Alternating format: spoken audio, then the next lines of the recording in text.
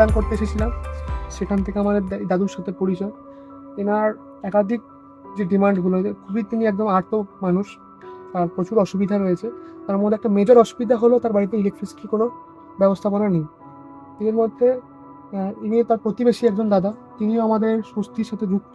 তা তিনি তার যেটা মন্তব্য সেটা একটু গুছিয়ে বলবেন। বলো দাদা। এনার নাম হচ্ছে যমুনা গড়াই। যমুনা এনার বাড়ি ছিল ঠাকুরপুর।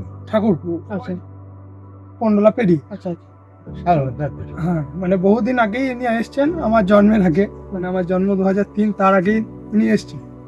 তো এনার দুটো ছেলে, একটা দেখে না আর একটা আছে, মানে ওকে কেউ দেখতে পায় না আর কি, পাখির মতো ব্যবহার।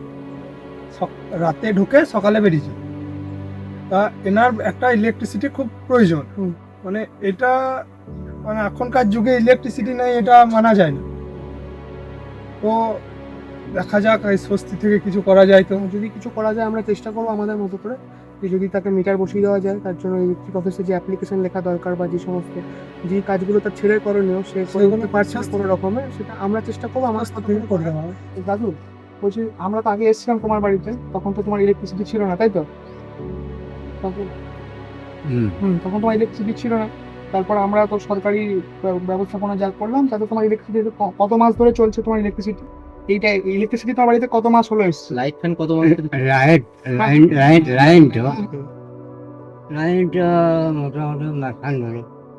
আচ্ছা, তাহলে তোমার এখন আগে যে অসুবিধাটা হচ্ছিল সেটা তো আর হচ্ছে না নিশ্চয়ই? একটু তো অসুবিধা কমেছে তোমার। ঠিক আছে, এখন ভালো আছো তো তুমি? হ্যাঁ। ভালো আছো তো? আমি হুম? আমি এখন চোখের রেপার খুব কমে গেছে। হুম? আচ্ছা, চিনতে পারছি না ভালো করে, দেখতে আচ্ছা, আমরা তারা এসেছিলাম না, সে তোমাদের শীতকালে কম্বল দিয়ে গেছিলাম, হ্যাঁ হ্যাঁ, মশারি, মশারি চাদর একটু দিয়ে গেছিলাম। হ্যাঁ তো যাই হোক, তোমার একটা অসুবিধার সমাধান করেছি। হ্যাঁ, আবারও তোমার কোনো অসুবিধা হলে আমাদের বলবে, আমরা চেষ্টা করবো। বেশ। ঠিক আছে? আর যারা আমাদের স্বস্তির দর্শক বন্ধু যারা দেখছো, তারা দেখে নাও যে এই যে সমস্ত রকমগুলো আমরা ছবিও পোস্ট করে দেবো।